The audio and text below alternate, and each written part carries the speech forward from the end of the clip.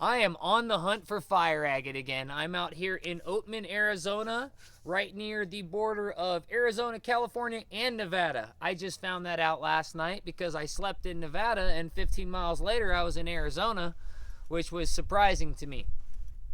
So it shouldn't be too surprising with all the traveling I do. Anyways, it is gorgeous countryside out here. Oatman itself has a gold mining area, whole gold mining town. Like, it's a really cool 1800s looking sort of town you can walk through. I'll get you guys some video and some picture of that possibly later, maybe in a new video, maybe at the end of this video. I haven't really decided yet. We'll see how it goes. I really like fire agate, like I really like opals, so I do expect to spend a lot of time at that mine, and then everything else becomes sort of secondary. And my trip is getting to its end right here. I made a promise to be back in Florida on Halloween, the day before Halloween, no later than that, to tell you the truth. And I plan on keeping that promise. So, my voice is really echoing out here. I'll bet you everybody can hear me within a mile. Anyways, I am going to get back on the trail to finding the mine. Then we're going to have a really good trip hunting for fire agate, considering I'm going to have somebody there that has years of experience. And that kind of experience I learn a lot from. The one thing I've learned by getting to almost 40 years of age is to learn from other people. So on that note, we're going to get right to it. Yeah, beautiful country up here. Look at that sky.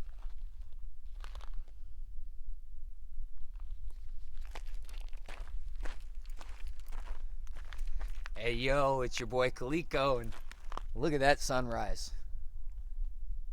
It's about 6 a.m. I've been up for about an hour and a half. I get up really early when I'm traveling, and I go to sleep really early. Usually by 10 o'clock I'm passed out, and by 4 o'clock I'm waking up.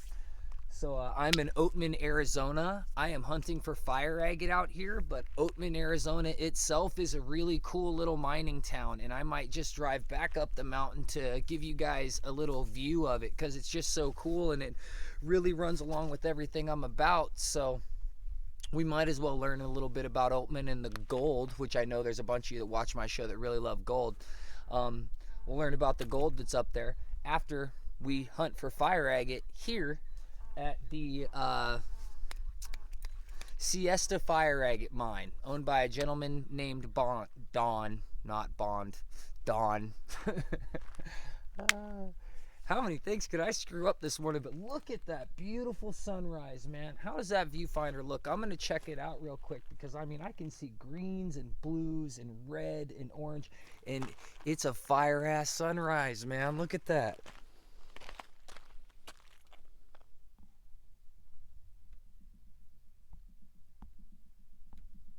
No, don't do that to me again. There we go. That's how we keep that great sunrise in. So I am at the Cuesta fire agate mine. This is a very old claim, from what I understand, that the 10 claims that this gentleman owns, the mine owner owns, has been in operation in a public attraction of some sort for about 60 or 70 years. Alright, I'm going to steal you away from this gorgeous sunrise now. Let me loosen up my camera settings so I can turn you. There we go. Alright. Hate to lose that sunrise, but I want you to see the mountain range the ravine right here. Pretty much all this basalt I'm standing on, and this beautiful bowl of it you see down below me, has agate in it. Some of it being fire agate. And the mining claim is 10 claims, from what I understand. So that would be like 200 acres. But I think it's just 100 acres of this area I know of. 100 acres of this basalt and roadway and road cut, and you know, you don't want to be digging under the road, but there's plenty of road cut that goes through it. All has fire agate on it. And the mine owner asked for $30 a day to dig, Whoops, kicking the camera. Sorry about that. Don't mean to be kicking the camera. 30 bucks a day to dig. And I had no problems yesterday when going through tailings and hunting around the dumps that the BLM has made on his mining claim. I had no problem finding some fire agate yesterday. Hunting all around and doing some reconnaissance, I found fire agate. Yesterday I didn't do a whole bunch of work, but I definitely found a good amount of agate itself. And this is a great place to explore, which I'm going to show you some of that after the sun comes up a little bit later. So 30 bucks a day to get fire agate. It is just off the road. There is a very small town at the top of the hill, and I'm not sure how much farther down the hill. I haven't checked my GPS. I'll have some contact information for you in the description. Also, I will have GPS location for you of both the mine and the physical address and GPS location of the mine owner, so that you can, pay him his $30 per day if you decide to come here. So let's get to it, Brian.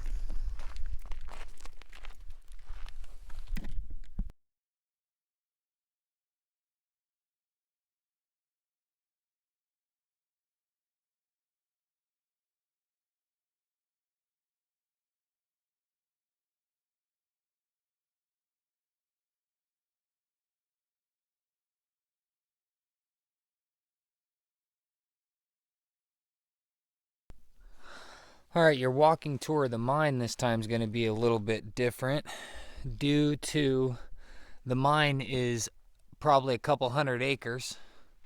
The mine itself follows the roadway that you're seeing right here down the hill through a big section of this ravine and up along these hills a bit, whatever 100 or 200 acres it is. Also, it is the other side of the road,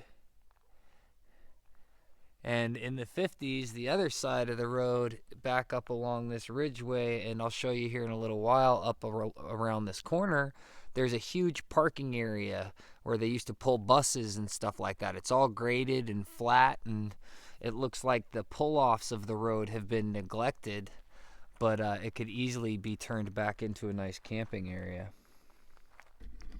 Maybe we'll hold one of my future public digs here. These 4x4s, these are the easiest way to know that you're actually at the mine the first time, that you're at one section of it. So look for those 4x4s, and then there's a little sort of turn off with the big rocks right there and stuff where you can pull off. If people pull off there to take pictures all the time, but if you're going to be hanging out at the mine, whoop, sorry, I'm holding my tripod and kicking it. So there's a pull off right here and some little parking areas. If you have 4x4 vehicles or high raised vehicles, you can go further. So right here you got the area I'm parked in, and then you can pull off over here and park. And if you have 4x4 vehicles,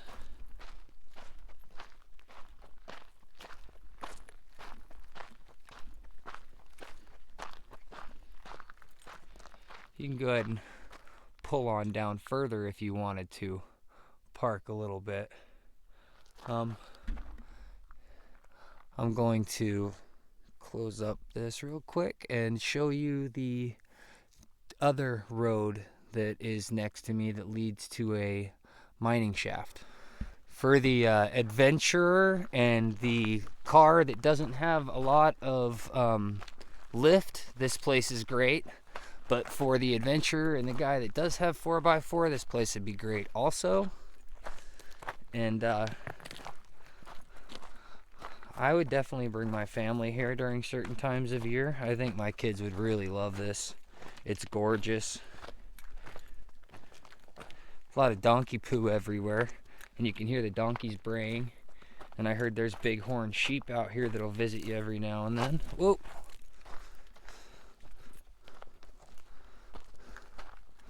But yeah, that's what I heard.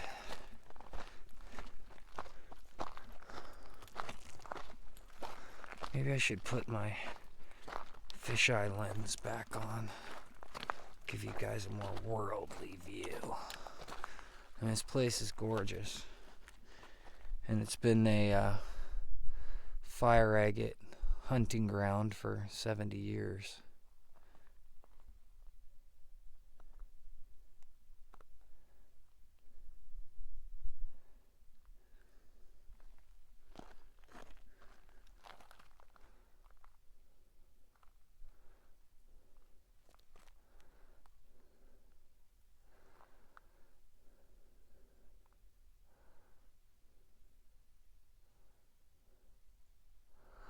All right, I'm gonna go down this road, and as I'm sort of turning the bend, I'll turn you back on.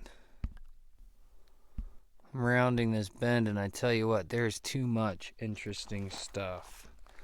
Way too much. Like, let's see if I can get it to zoom. You see that cave up there? I wonder what's going on up in that thing. I think we're going to go and find out. I think today is going to be a video and exploring day, and we'll dig tomorrow. I went and stood up and screwed the whole shot up. But there's that cave. And I mean, I see other stuff too. Look at that down there. Like I said, this place has been a mine for at least 70 years. Or if not a mine, then a public dig area. A place people knew about to dig. How's that? And this is not on my new gimbal. This shot is being done on my tripod. I wasn't super impressed with my new gimbal, but it was better than nothing. Man.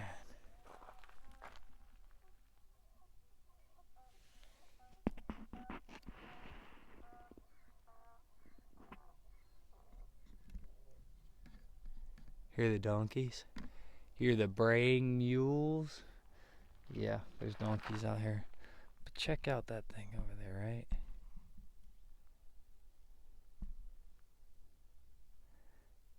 Alright, we'll go check that out in a little while.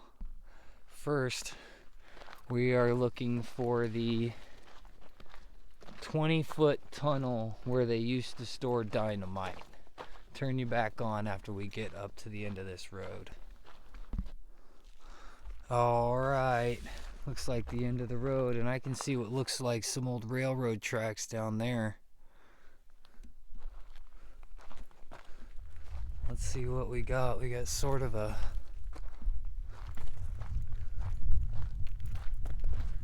broken wall opening with a giant bowl. Bunch more donkey poo. We got a big hole over here, man. Looks like somebody tried to fill it in. Whoa, that's not a hole. That's a cave. Oh, you guys can't even see it. Whoa. Check this out. I need to lower you. There we go.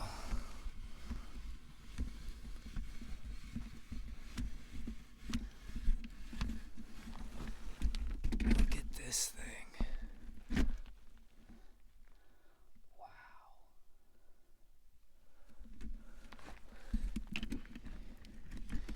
You want to talk about mining?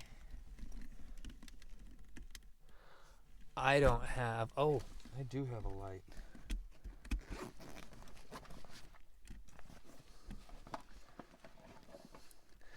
I don't have a hard hat with me, man. Are you kidding me?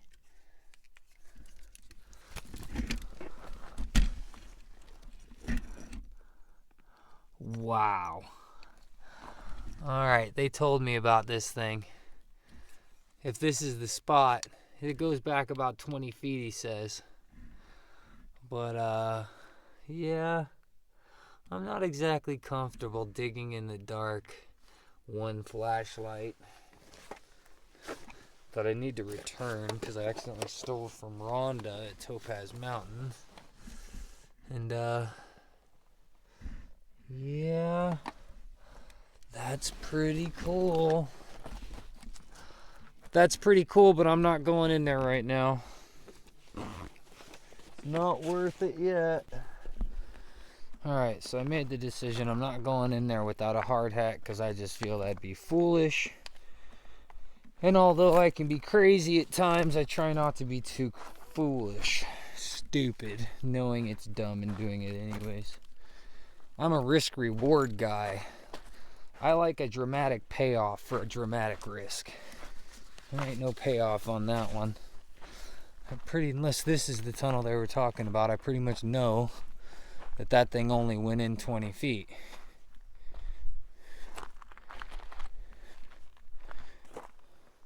And these are not what I thought they were. These are just some PVC hoses. Well, that's ultra undramatic. I forgot to even start focusing my camera for a second. So I totally thought those were like some railroad tracks leading into a wall, and then I got here and I totally saw that at first and then realized how foolish I'm being. Yeah, I said that. Anyways, so as you can tell, this place is great for adventuring. I mean, it looks like it's been dug over the years, but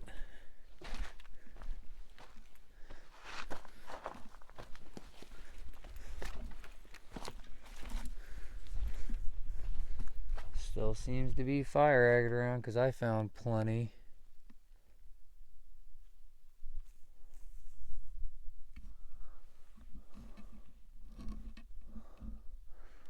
Huh.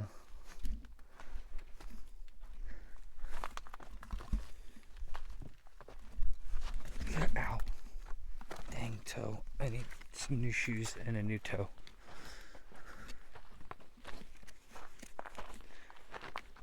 Alright, if you're coming from Oatman down the mountain, you'll come around this bend right here. And this used to be the spot where they would pull buses and park most of the people at, would be up here. Let me focus that.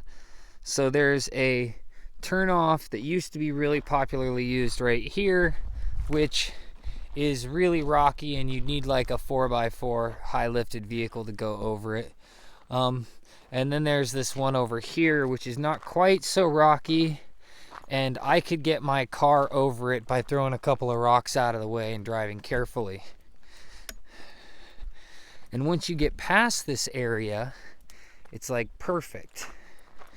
It's almost as if everybody except for the mine owner doesn't want this used anymore, or just the mine owner hasn't kept it up, and that's pretty much probably what the problem is. The new mine owner has not... Whoa, sorry. Bad camera work. I'm making it to where I can carry my tripod better. There we go.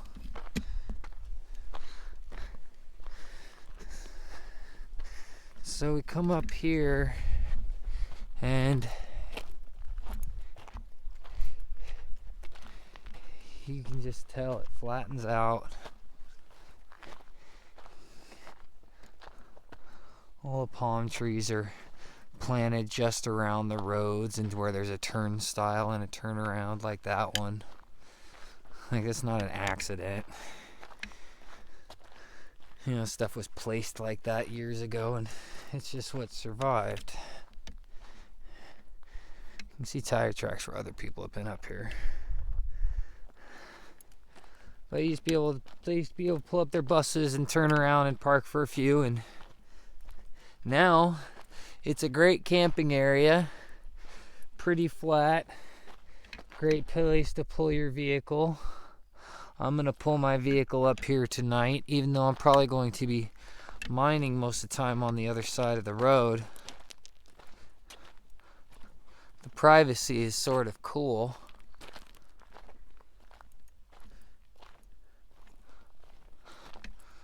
So I'm going to do that here In a few hours, I will definitely move my car. Big old flat area up here, plenty of parking, plenty of camping room.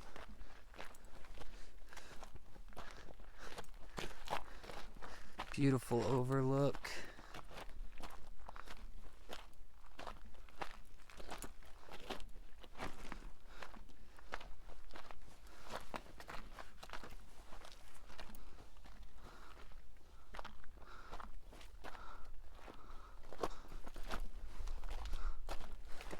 Whoa, almost fell. This is going to be a pretty long mine tour, but I guess it's better than 15 minutes of me digging up road to get there, huh? Much better view. Prettier to look at.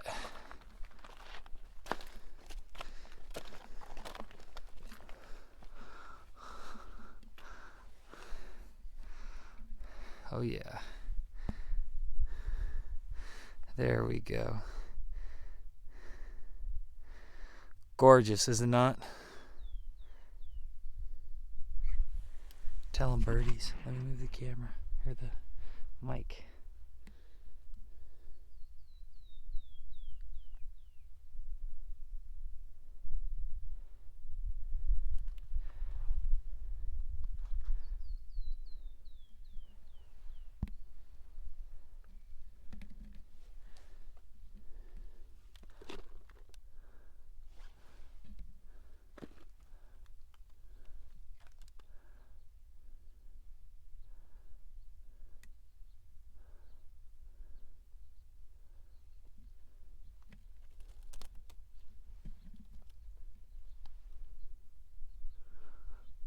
Oh yeah, it's that pretty.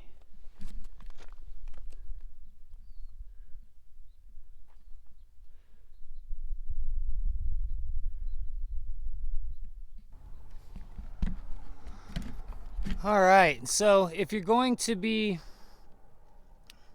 prospecting in an area like this, the first thing you want to do is hunt around on the surface, pick around, wander around, hike the area. If you have 100 acres to try and find treasure in, you don't just want to go and plop down and start digging a hole, or at least in my mind, that's not what you want to do. The reason you don't want to just go plop down and start digging a hole is because you're probably not going to hit anything good that way. Whereas if you go and hunt around and see where other people have been and pick around in the walls and look around in the mine shafts or outside of the mine shafts, you're not willing to go in them, or whatever, that you're going to end up finding more prospects and more places that you might want to dig. And on that note, I think I found one. So when I start digging this area, I'm going to give you more tips and tricks and stuff like that. But this fire agate is not like the fire agate that I dug at Opal Hill. It's definitely different. You're not going to see the fire in it right away at all. The chalcony is the chalcedony. That's how you say that, chalcedony. The chalcedony is too thick and too attached and not quite like it was at Opal Hill, but I'll get into that a little bit later. The mining itself is just as difficult, though. Just as difficult. So, surface collecting, hunting around, what you're looking for. When you're surface collecting and you're hunting around, you're looking for pieces that look like this. This is some fire agate on matrix. See all the little bubbles and stuff. This is a piece of fire agate. See the lines in it. This white, from what they're telling me, is opalization. Simple opal is common opal, and simple opal is found out here a lot, and that you'll have that mixed in with the chalcedony. And they were telling me that simple opal and chalcedony are pretty much the same thing. From what I understand, chalcedony is harder than your common opal, your normal opal.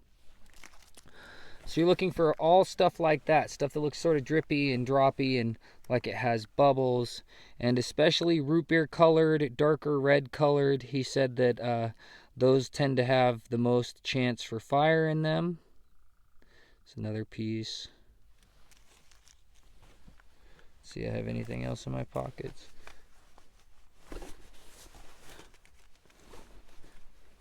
Here, oh, this is just a piece of chalcedony. Barely has any real agitation to it. From what he told me though, the chalcedony out here, all of it fluoresces, so we will find out when I get under a black light. So that's some of what you're looking for.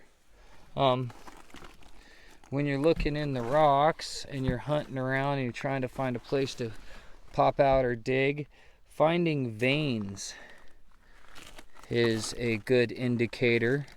And you're wanting to find loose areas in the rock where the water could have flowed. And you can see these are all veins of agate. I found me a big area with veins of agate that somebody before me has exposed, and I found below me there was a giant pocket that they'd been digging out on their backs that they hit a bunch of stuff, it looks like, because there's a lot of loose dirt and a lot of area. I found that if there's a lot of loose dirt, then there was a lot of area for the chalcedony to form in, which is why you have a lot of this in between the rocks. It's all fire agate that's been chipped at by somebody. Hopefully they got out bigger pieces than they left behind. So we'll see what I can find in here when I clean all this stuff up. While I'm adventuring around and on my way sort of back to my car to eat some breakfast, of course I take different routes on my way out than on my way back, looking for where I want to dig, what looks so promising. Maybe I'll venture upon $1 million piece on accident, right? Sorry about the camera work. So I run upon a whole bunch of chalcony like this, and it's all white, which from what they tell me, it being clear and white doesn't mean it won't have some fire in it, just that the darker the root beer color, the more bubbles, the more opportunity for fire. Now this stuff's definitely some cool specimen stuff regardless, right? It's pretty cool looking.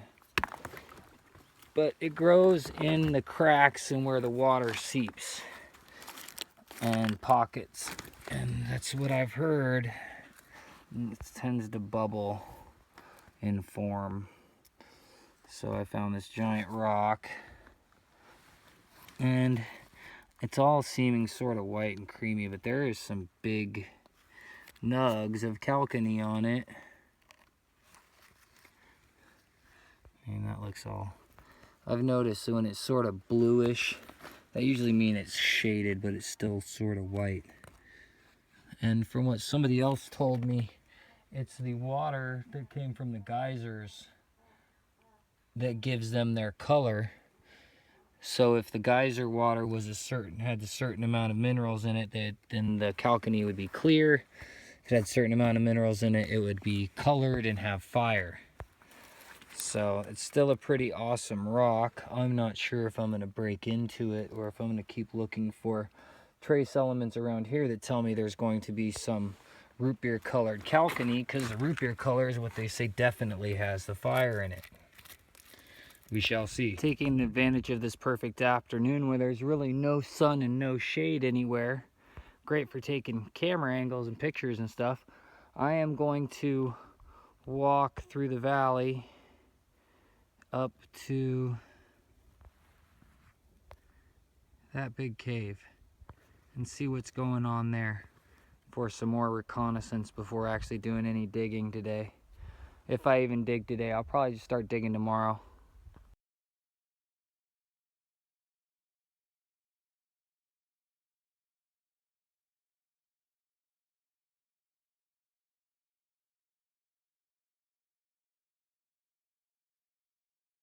Here are a few of the agates I found during the day while I was hunting for a place to dig.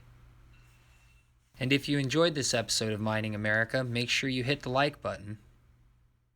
And don't forget to subscribe so you get a notification when part 2 of this video is uploaded to YouTube. And check the description below for all my social media links, links to the Etsy store, and the Patreon page. Thanks for watching.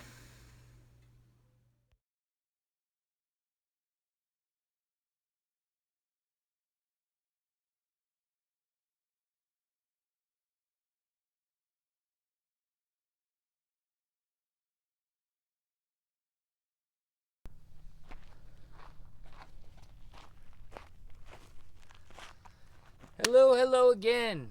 I don't like that opening. Welcome back. I don't like that opening either. Fuck, that sucks. I am on the hunt for fire agate again. I'm out here in Oatman, Arizona,